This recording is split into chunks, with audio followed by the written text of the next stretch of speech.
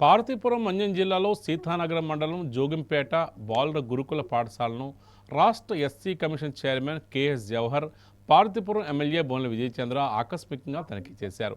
ఈ మేరకు ముందుగా పాఠశాల పరిసర ప్రాంతాలను, డార్మెటరీ, మరుగుదొడ్లు పరిశీలించారు. అలాగే విద్యార్థులు ఉంటున్న వసతి గదులను, తరగతి గదులను, ఇతర మౌలిక వసతులను పరిశీలించారు.